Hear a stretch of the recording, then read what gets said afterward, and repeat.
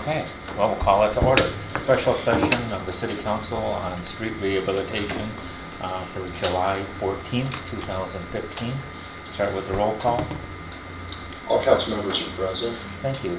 Next item, consideration of possible action on the enhanced street rehabilitation program and funding options. And who's giving the presentation on that? I'll start us out, Okay. and then I'll turn it over to Tim and to Mike. First of all, for anybody that's in the back row, just an admin note, and that is so that you get picked up on the microphones. If you're going to speak from the back row, you need to stand up so that we pick you up. Please do that. And they'll be filming you from over here, but just need you to stand up. Without any further ado, we're going to run through a series of slides for the council. 4 members were present as we went through this similar presentation last year. I'm not sure whether council members Gruber, Tidwell, or Dupree, how much you know about the background, but the purpose of this meeting is to kind of spin you up with the background, let you understand the problem set.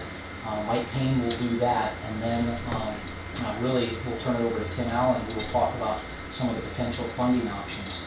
And what we're looking for today is a decision on, one, do you support the road program as it's currently laid out at 12 miles for 16, but then more importantly, how do we want to fund it in 2016? That's really what we're looking for tonight. But how did we get here? And that's really kind of the million-dollar question. As we were working the strategic plan last spring, we held a series of, as I've mentioned before, a series of community engagement forums, one at Parker, one at Craig, one at Edison. Got a lot of community feedback. Also sat down with folks in the local coffee shops and had one of our interns do the Johnny on the spot interviews and ask questions, get feedback from our citizenry. We had an online survey, and the bottom line is that whether we were city leaders or public input, it came back down to the overarching or overwhelming priority for the community is we want our roads fixed, and so infrastructure and fixing our infrastructure rose to the top, and so that's what drove us to go from 6.5 miles in 2014 to 9.5 miles this year, and a projected 2016 and beyond 12 miles, and we'll kind of set the stage for why that is the magic number. But that was really the discussion topic, and those council members that were here, remember that. We took it to referendum. That was the decision on how to fund it, and didn't work out that way. Still able to move on in 15 with 9.5 miles, but now we're back to the discussion table to talk about that. And so, again, kind of where we were at, was with infrastructure. Certainly an important topic for the citizenry. The meetings, I won't go through all those again, you all participated in, and we're going to get started this evening. I'm going to introduce Mike Payne, city engineer, and he's going to kind of start us out with how we rate roads, why there's a need to do so many miles per year, and help you understand the problem set. So Mike, come on up.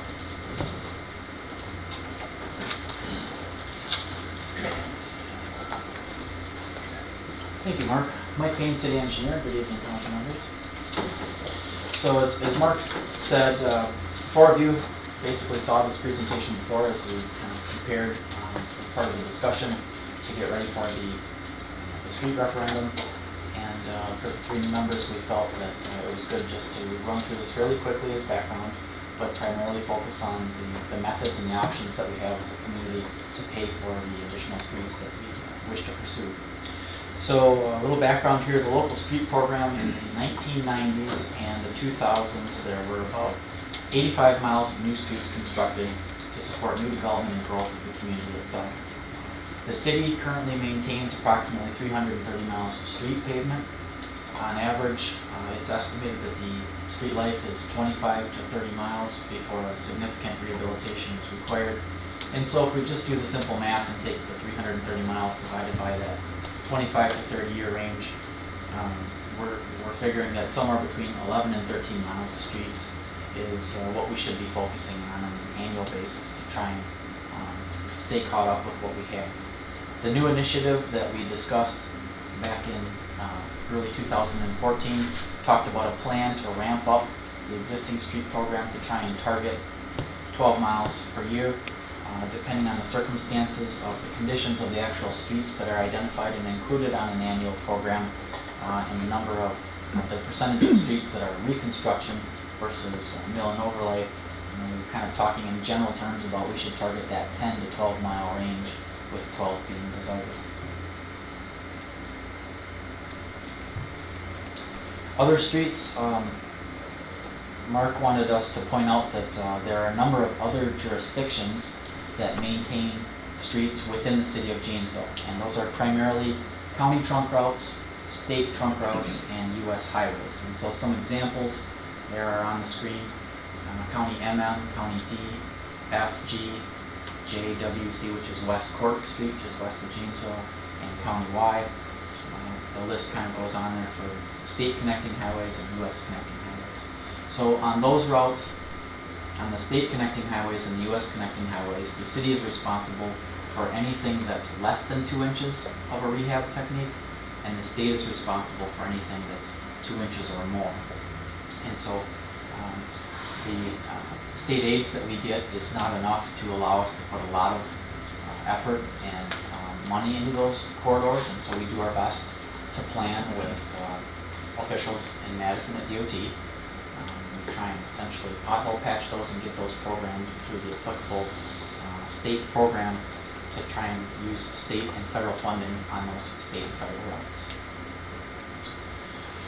The trend here, going back to 2011, basically we were in that 5 to 6 mile range for almost the last decade, as a result of a report that former Public Works Director Carl Weber drafted and then shared with the council in late 13 and early 2014. The discussion was that we need to spend a little more effort and a little more money on evaluating our street infrastructure. And of course, when we talk about fixing the streets, there's a whole network of utilities that are below the streets, sometimes forgotten because they're a little bit out of sight and out of mind, but they provide very important services to the community of Janesville, and we feel that it's the right thing to do is evaluate what's below the ground, below the paved streets and the curb and gutter, and address any deficiencies there if we're going to make significant investments in our curb and gutter, our sidewalks, and our pavements. And so the tone was set back in 2014, and the council asked that over a 2-year period, staff increase the program. So 1 additional mile was funded in 2014. We basically went from 5.5 miles to 6.5 miles. In 2015, we are rehabilitating 9 miles of pavement, but 9.5 miles of utilities in preparation for the 2016 program, where we're anticipating and planning for and already starting to inspect the infrastructure on a proposed 12-mile program for 2016. Could I interrupt for just Yes. a second, Mike? As you're looking under the streets at utilities, you're looking at electrical, water, and sewer, right? Well, the city maintains the sanitary sewer, the storm sewer, and the water distribution system.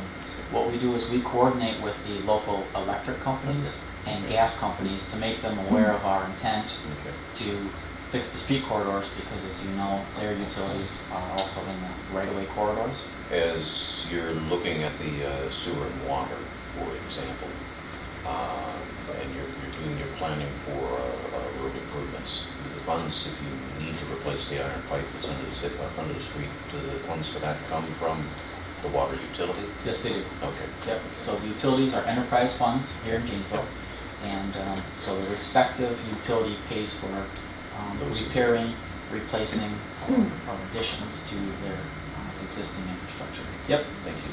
yes, you're welcome, good question. So, simple math here again, we should be targeting that 11 to 13 miles based on the approximate 330 miles of streets that we maintain, and so I believe this new initiative that is currently supported by this current council is keeping us right on track where we should be. The question often comes up, how do we determine what streets we're going to propose and what streets we're going to put our funding toward? We take a lot of calls from businesses, a lot of calls from concerned citizens about the condition of streets, and so what we try and do is use a uniform methodology where we have standards that have been designed and implemented throughout the state. The system that we currently use is called PACER, which stands for Pavement Surface Evaluation and Rating. It was developed by UW-Madison, and it's a very simple system.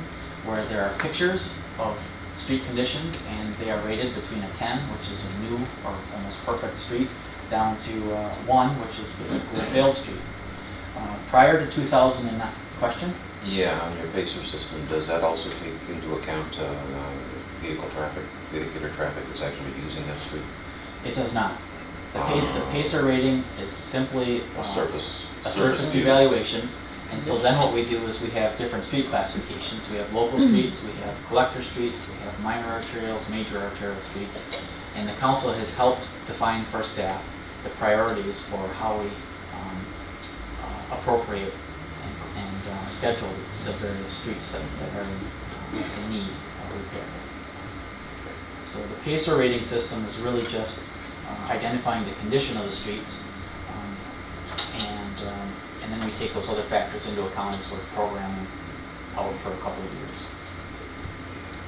It would seem to me, at least in my way of thinking, that if you were to add into the equation vehicular traffic, in addition to just the surface view that you get, something, a particular road could stay at a pacer rating of 7, but be traveled so minimally that it could stay at that 7 rating forever. Sure. Whereas another road that's more heavily traveled could deteriorate a lot quicker at that life cycle. Good point. So what we do is when we take those pavement ratings, we actually have a spreadsheet, and that spreadsheet has centerline lengths. The spreadsheet has a lot of additional details. So we evaluate streets on a block per block basis, and so the evaluation matrix essentially that we would use would take into account the vehicular traffic. It would take into account the street designation, which is that local road, the collector, the arterial street. It would take into account the length of the block, the length of the street segment. And from that, then we start making our decisions, informed decisions based on real data. And we can apply budget numbers to that, and then we can kind of work with what the costs are in order to target anything that we need to stay within budget. So, good point. And basically that's not part of the rating system itself, but it's part of the criteria, the overall criteria that staff uses when making decisions on proposing streets. So very good point. So the city started using the PACER system in 2009, and the DOT requires us to conduct the analysis every 2 years. And so we're basically in the odd year. We just completed evaluations of all 330 miles in Janesville. Recently analyzed that. I'll show you a graph here, or a chart in just a minute. Kind of tells us where we're at and how we've changed from the last several cycles of inspections. The information was just uploaded to WISDOT last week, and we don't have that back yet. I was hoping to have a large map here. What we intend to do, or what we have always done, is create a citywide map and print the 5s and below. If we put every color for every rating on there, it becomes very, very difficult to identify the street corridor and figure out what you're looking at. But if we're trying to target 3s for residential streets and 4s for arterial streets, and we just show 5 colors, 5, 4, 3, 2, 1, it becomes a lot more legible for a map to look at, and I can make that available to any council member, and we make that available to the public as well. So the rating system itself, as I indicated, 10 is at the top, excellent, and very good, good, fair, poor, very poor, and failed is a number 1. Simple but very effective. So I just have 4 quick slides here. PACER 10, excellent condition road right here, kind of speaks for itself. PACER 7, you're starting to see, this is probably has concrete pavement under it, and you're starting to see some reflective cracking, transverse joints. If I can get the laser to work here, yeah, transverse joints perpendicular to the path of travel, and then some other cracks, and you can see that our operations, we coordinate with our operations department to try and do crack sealing when streets are at about a 7 to extend the longevity of the pavement life. PACER 4 here is just a lot more random cracks. You can't tell from the photo whether or not there's concrete base underneath it with an asphalt overlay, but in general the pavement is tired, it's a fair condition, and it's going to start declining fairly rapidly.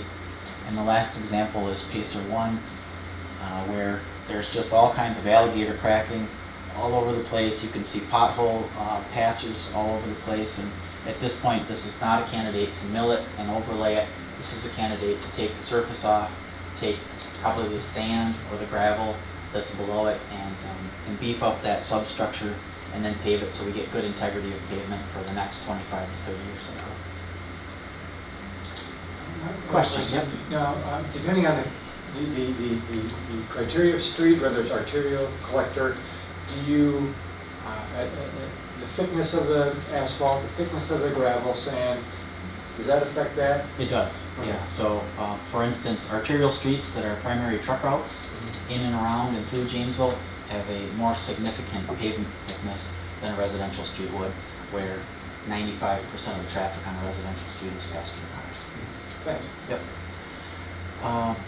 So, every 2 years, like we talked, in the odd year, the council has prioritized the arterial and collector streets over residentials, and that gets back to the point of, if you only have so many dollars and only so many miles of streets that you can fix, you get the biggest successful bang for the buck. You keep the most drivers happy if you target those higher traveled corridors. And so basically that collector and arterial status has to do with the use of the street, the type of businesses and developed properties along the street, and of course traffic volumes. The goal, as outlined by the council previously, was to fix arterial and collectors at a pace of 4 and fix residential streets at a pace of 3. When you say fix, it's more than just filling the crack. It is, rehabilitate. I think fix was a 3-letter word, and if I typed rehabilitate, it was going to kick me down to the next line. But yes, address the deficiency, repair everything like we should. Because in a proper manner. at 7, you're going to be filling the crack. Well, yeah, we would consider that to be maintenance work, and we would not consider crack filling to be a street rehabilitation technique. Right. That's just I mean, extending I'm the just saying longevity. that you're doing something to the At 7. a pacer 7, yep, the goal is to do the crack filling, and we are doing something.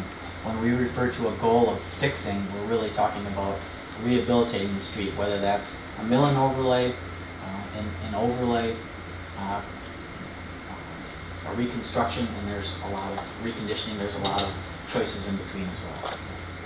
Thanks. When we look at the PACER ratings, I should say that the data that we have for PACER goes back to 2009. That's when we implemented that software program. Prior to 2009, we used a different software called MicroPaver, and that operates completely different and is much more complicated, and that's actually kind of multi-dimensional, and kind of back to what Councilmember Gruber was talking about. So we kind of went with the PACER because it's more standard in the state of Wisconsin. It was developed in Wisconsin, and all of the support is offered free of charge through the University of Wisconsin. So we have data prior to 2009, but it's in a completely different system, and that rating system doesn't necessarily correlate with the PACER itself. So, Mr. Payne, yes, sir. Just roughly using the old system, could you see the ratings continually to decline over Yes. years? Generally speaking, that's a consistent theme. Every year things generally get a little bit worse, generally get a little bit more beat up. And it seems like the winters lately we've had a lot more freeze-thaw cycles, which is really the hardest part of pavement. It's any low spots, pond water during the sun of the afternoon, maybe just above 32 degrees, and then at night that drops down again. And so you go through many multiple cycles of freezing and thawing, and you know what happens when water freezes, it expands, and so that's partially what deteriorates the pavement as well. Yes, Mr. I Mayor? think there's also a factor that we were only doing 6 miles of road instead of 12. More and more roads were getting worse over time, so the PACER number would fall. Well, yeah, but before 2009, we weren't using PACER, and I was just wanting to know if that was the general Yeah. theme throughout. Yeah, as long as we weren't doing 12 miles, it would just get worse every year. Well, it makes sense, and I just wanted to see if the statistics back that up. We're hoping to turn that around. Yes, we are. Yes, we are.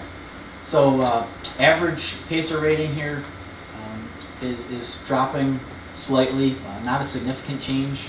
in the 2015 results when compared to 2013. And again, just for the council's refreshing their memory there, 5 is considered to be a fair street and 6 is considered to be a good street condition. So this is a bar graph of the 2015 PACER rating conditions, and as you would expect, it's a pretty nice bell curve. I can tell you that when comparing this to the 2013 PACER rating, there are fewer 2s and 3s down here because that's really what we were targeting. But also there are fewer 9s and 10s as that bell curve is shifting to the left, and that's what we want to try and turn around. We want to turn around that pattern. With time, that is what happens as the degradation moves to the left on the chart as the pavement rating is across the bottom. And then, as I've said before, once streets get to about a 4, a 3 to 4, then that curve of deterioration starts to increase very rapidly. So it's entirely possible that a street would remain a 5, 6, or 7, anywhere from 5 to 12 years, depending on the number of vehicles and the traffic loading that's on it. But once we get into that 3 and 4, it starts to decline a lot more rapidly. Yes? Back in the boom years, Janesville expanded and did a lot more streets. Am I right about That's that? correct. Yep. So where are those streets in this chart? Well, so 85 miles of our 330-mile street network were constructed in the 1990s and in the 2000s, and so that puts us at 25 years. And so the majority of those streets right now are at a 5 and soon to be a 4. And that's kind of that wave of streets that's causing this standard bell curve to move to the left-hand side. And that's what we are anticipating we need to get out in front of. Good question, yes. Anytime anybody has a question, just jump right in. Anybody? We primarily use asphalt. Primarily use asphalt. Okay. The lifespan of asphalt typically is less than the lifespan of concrete. Correct. Is the price differential between concrete and the asphalt such that it's more cost effective to use the asphalt? It is more cost effective to use the asphalt. Are there certain streets that we ought to be contemplating using concrete as opposed to the Well- asphalt in order to extend the life? Yep. Because the life is significantly longer with concrete. Sure, good question. So I would say that 80 to 85% of the streets that we rehabilitate, we're simply doing a mill. We're milling off a portion of the surface, and we're overlaying that surface. 2.5 inches. Yep, anywhere from 2 to 2.5 inches. Mike, one thing you talked about use and you mentioned winters, and I realize that, but I know I've heard from drivers that salt obviously is worse than our roads. And I think Madison, have they not looked at like other options like brine and things? I know I've asked this before, but are there any options, any ways of extending the life of our streets that has come up the last few years? Yes, the operations department coordinates the salting and sanding and plowing operations on the pavements, and because the cost of salt has gone up in recent years, and because it has a significant detriment to concrete specifically, they are using other means to supplement the salt use and to kind of stretch the salt use. So they've incorporated sand in cases. Believe it or not, they use beet juice. You see in tanks, kind of this purple liquid kind of sloshing around in the back of trucks. That is effective as kind of an anti-icing and a de-icer. They apply something to bridges because they have air under them, so they tend to freeze sooner than the ground, which has a little warmth to it, which has some mass to it. And so de-icing agents are not necessarily salt-based. So that is something that Operations Director John Whitcomb is in tune with and talking to his peers throughout the state. I would like to just finish my thought on Mr. Gruber's comment there. So when we're rehabilitating streets, if we start with an asphalt street and we only intend to take the surface off and reapply asphalt back to the surface and basically maintain an asphalt street, it's certainly more cost effective to use the asphalt rehabilitation technique. If we need to get to the point where we're down at a failed street and reconstruction needs to be considered, then that's the time really cost effectively to analyze life cycle cost and decide how we want to move forward with the street corridor. A good example of that is the Austin Road project, which is a DOT project. We're using a STP, Surface Transportation Program grant from the state, where 80% of that project is eligible to be federally funded. That project is scheduled, it's currently in design, it's scheduled for construction in 2017. It wasn't too many months ago that we had a community engagement forum at Parker High School on that corridor. That corridor is currently an asphalt street, and the consultant designer working for us to design this to meet the federal standards required by the DOT did a life cycle analysis, since it's going to be reconstructed, of going concrete street versus an asphalt street. And it was about 1.5 times the price to put concrete in, even considering the life cycle cost. So what's the cost per year that you get, because the life cycle on concrete is longer than on asphalt. But it made the most financial sense, considering the complete life cycle, to put that back and reconstruct it as an asphalt street. So we do take, we do consider that. The executive director of the Wisconsin Concrete Pavers Association lives in Janesville, and you know, we're always monitoring the costs and what's the best bang for the buck in our community. You also have a rather large presence of asphalt. We do, contractors. yes we do. So we have lots of good options, that's the way I like to put it. We have a lot of resources. We can reach out to the contracting community to help them, or to ask them to help us analyze certain situations, anything that we haven't seen before or haven't encountered before. And both the Concrete Pavement Association and the Asphalt Pavement Association have been very good to work with here. Another, Mr. Markland, did you have? No. Mike, I think I just heard you say that it's never, under any circumstances, more cost-effective to use concrete than asphalt. Is that correct? Well, commodities, you know, the cost of Portland cement and the cost of oil and petroleum fluctuate all the time. So currently, based on the life cycle cost analysis that was performed by our consultants, at current prices, under current conditions, it was not cost effective long-term to use that concrete alternative. Were oil prices to raise by X%, Sure. that changes the differential completely. That is Or fall? Or fall. Or fall. Mhm. Yep. Do you also explore the potential use of recycled asphalt? We do, yes, we do. And we allow the maximum amount of recycled asphalt, and that does help keep our prices down. It's a proven technology.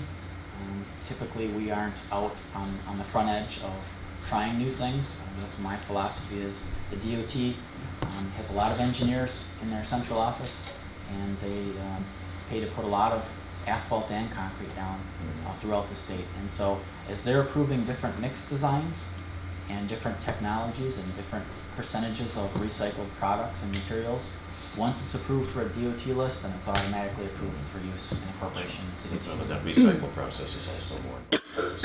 Yes, yep, correct. I've got a question kind of related to cost on this. Is there any possibility of, we pay a markup on this material, I imagine. You know, obviously we do. Is there any, I've seen it happen where, could the city buy anything directly and like get a tax exempt and somehow lower that cost? Is that even a real possibility? Well, Some unique, some imaginative way of sure. purchasing?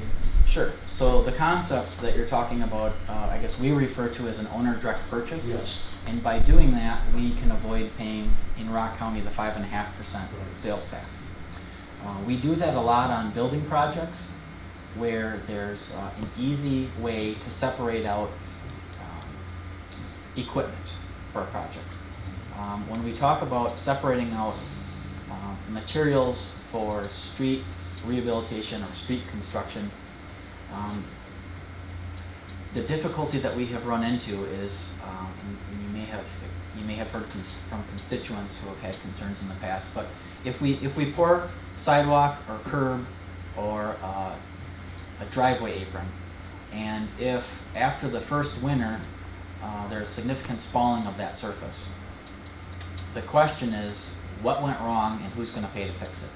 And so the difficulty becomes anytime that the city steps or separates by contract the purchase of materials, the city is now on the hook and responsible for any warranty issues related to the materials themselves. And when you're talking about purchasing a new boiler or a new chiller or a new piece of equipment for a building that's not going to have problems in the warranty period offered by the installation contractor, it's pretty cut and dry, it's pretty straightforward on who's responsible for what. I guess the concern is, and I would say the industry and other municipalities have not opted to split purchasing of asphalt or purchasing of oil or purchasing of Portland cement, because somebody ultimately has to make the final product and then place the final product. And so if there's a problem with the final product, I think the industry has recognized and other municipalities have recognized, it becomes very, very difficult to understand, was it the product producer that's not always the product installer? And so if we bid the project and bid the work to be a complete package, to deliver the materials, to install the materials, and to warranty the work, if it doesn't perform and it fails, then that contractor's on the hook, and it's very easy for us to help affected property owners who maybe ended up with a poor street or poor sidewalk or poor driveway apron and get that corrected at no additional cost to the city. A different approach to Councilmember Farrell's question. I believe up until recently, and perhaps yet even today, the county, Rock County, has a paving operation. They do their own paving for their county trunk roads. They have an asphalt plant at the quarry. Have we ever considered trying to work some sort of a purchase arrangement, cooperative arrangement with the county to take on some of these projects? Just one correction, the county does not have Is it asphalt. out They buy all their asphalt. Okay. They actually bid out the purchase of their asphalt. But they do have the paper. They do have a paper, they're doing a study right now to determine if they want to stay in that business even. Paving. It's your question whether that makes sense. Mhm. Another problem they have is getting the material, even when they have pricing to get it. If the asphalt plant has got some bigger project going, then they can set wait a day or two in the week before they get material. The other thing that occurred as part of the post-Act 11, or I'm sorry, post-Act 10 changes was the road builder community got some legislation changed, and so that limits the amount of construction that one municipality can perform for another municipality. And if my memory is correct, that threshold is $7,500. So that really limits other jurisdictions to maintenance-related activities. In the past, prior to 2010, the city and Rock County did enter into multiple agreements for using the county's essentially paving crew. It was typically rural roads that didn't have a lot of manholes to work around and certainly didn't have curb and gutter. So if it was primarily sweep what you have, put down your tack coat, and put down 2-inch overlay, that's what they're used to in rural areas, and that worked well for us.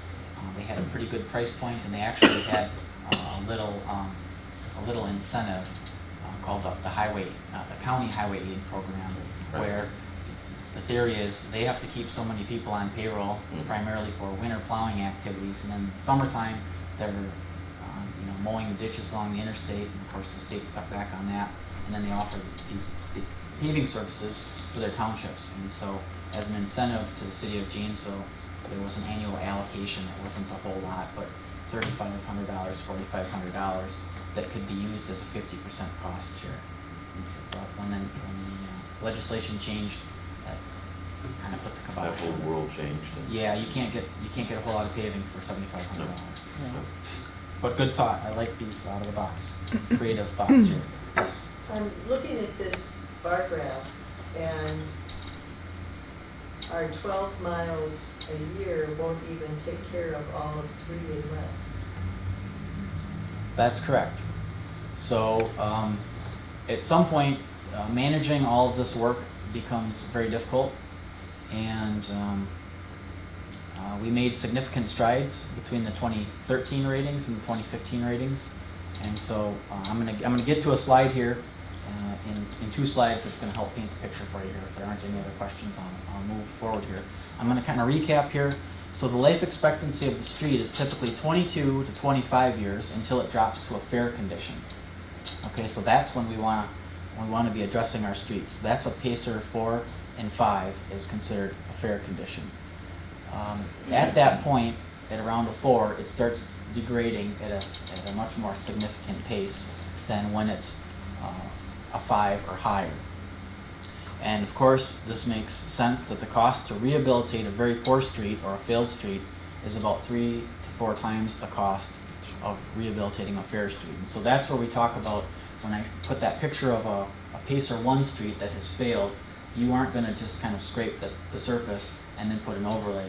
You're going to reconstruct the street, you're going to put significant base course and then build up from there because it's just failed. And unfortunately, a lot of the streets that we inherit from the towns as we annex and grow on the periphery, have just, maybe they've been around for 80 years, many decades, and may not have had the appropriate base to begin with, and so we start dealing with those. So the last 2 slides that I have before I turn it over to the finance director kind of paint the picture of where we think we're going to be if we don't change the funding levels.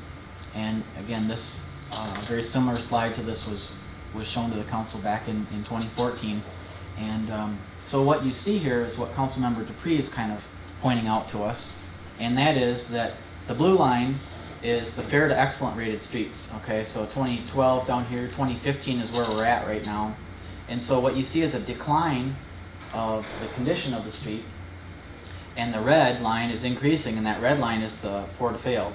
And so what's going to happen is if we do nothing after 2020, we have about 50% of our streets that are poor to failed, and about 50% of our streets that are essentially drivable, and we want to avoid that situation.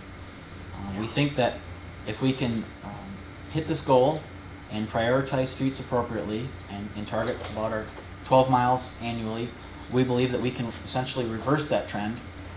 The thing that gets pointed out here, and Councilmember Dupree kind of mentioned this, is we see that blue line is declining, but it eventually stabilizes. And that red line, which is poor to failed, increases, but it eventually stabilizes. And so that's if we enact this 12-mile program starting in 2016, we're still going to see a couple more years where that bell curve is going to continue to slide to the left a little bit, but then it's going to hold steady, and then we're going to reverse that trend. And then we can reevaluate the methodology and the amount of money that we want to put into maintaining our street and utility infrastructure at that point in time. So if there aren't any questions on my piece for history, then I'll turn it over to the finance director and council president has questions. Do you think your department would be able to handle 14 to 15 miles of streets in the near future? With current staffing levels, I don't think that we would be successful with that. When Carl Weber first proposed his report, and this is probably 5 or 6 years ago now, I think Councilmember Liebert, maybe it wasn't quite that long ago, but I think Councilmember Liebert's first question was, how many staff do you think, Mr. Weber, you're going to have to add in order to handle doubling of a program? When we talk about doubling a program, we're talking about adding about $3.5 million plus of work on an annual basis with the current staff that you have. And Carl's response was, we think that implementing this change over a couple of years to be successful in managing the increased level of effort will allow us to understand the process. We're going to have hundreds of more property owners that will be impacted, a lot more correspondence with these people. We're going to have to get back, staff's going to have to get back to the council to help you understand what this means. And so the city manager and the public works director and I have kind of talked about this, and under the current program, as part of the budget for 2016, we think that we need to talk about that. And we're thinking that maybe one additional technician in the field to help coordinate this additional $3.5 million is what we need, and we think that that's reasonable. We think that the position can be funded as part of the construction costs and basically borrowing, and that cost is probably in the 1.5% range of the increased work. So back to Council President's question, could we manage 14 to 15 miles of streets? If all we had to focus on was the streets, we could handle that, but it's the streets, the curbs, the sidewalks, and all the utilities below that. That would be very, very difficult with the other strategic plan priorities in place for engineering and the other projects that have been approved by the council and are at some stage of design and funding and implementation. But staff would certainly be willing to take a look at that and work with the council if the council had a desire to go in a little bit different direction than we've talked about in the past, something in addition to those 12 miles. Okay, so I'm not leaving, I'm just gonna go to the back of the room and I'm gonna turn it over to our finance director, Tim Allen. Thank you.